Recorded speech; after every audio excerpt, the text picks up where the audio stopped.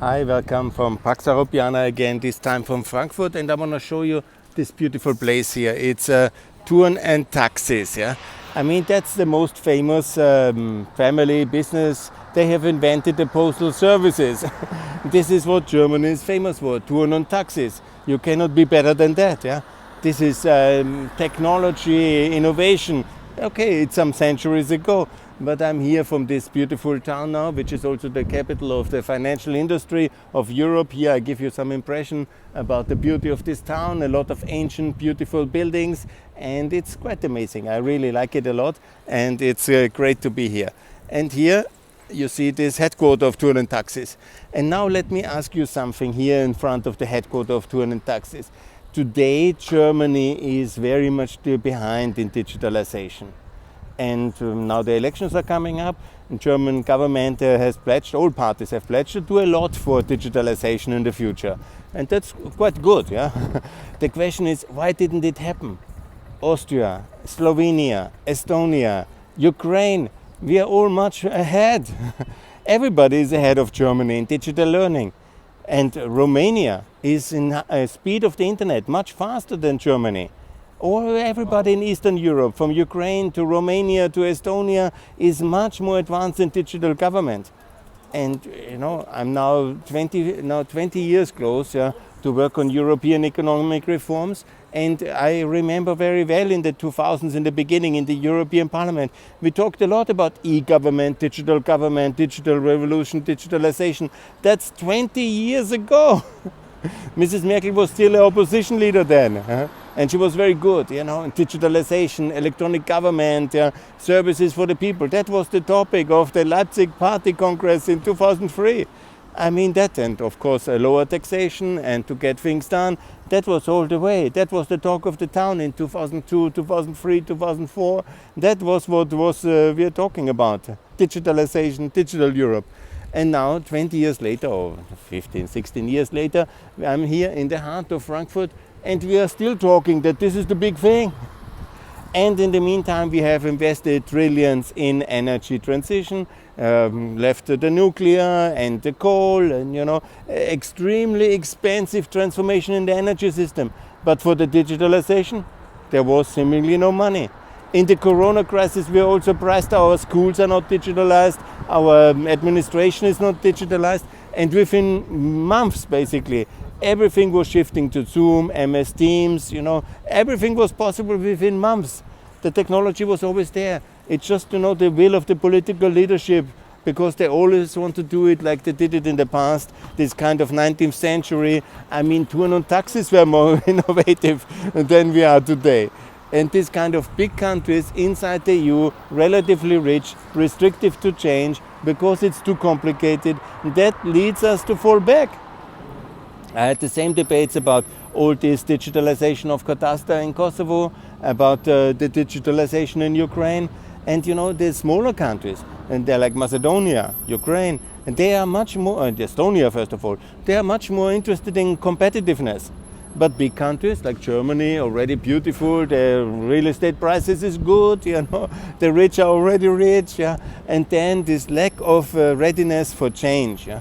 And you know, I like Mrs. Merkel very much in many aspects. For stability, she was very good, but her kind of restrictive attitude towards everybody who wanted to reform something, because there was never a majority, it is always complicated, somebody is against it, the civil servants might be against this, the teacher unions might be against it, there's always somebody against something, and then you don't do it.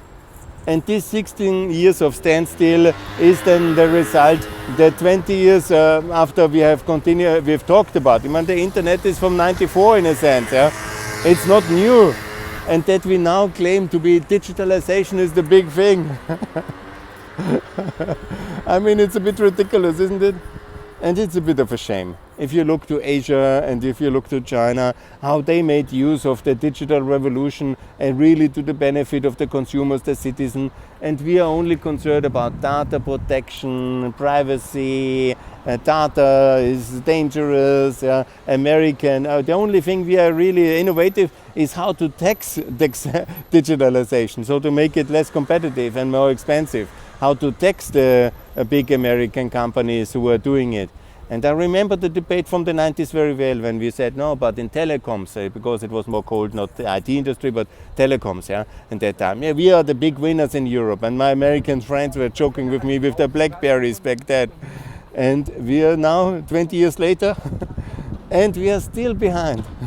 And the only thing our European politicians have as a great idea, and Olaf Scholz will make that as a big topic, be sure about it, is to tax it. Yeah, okay, tax the American big digital companies like Amazon, Facebook, Google, because that really is the way to be more digitalized.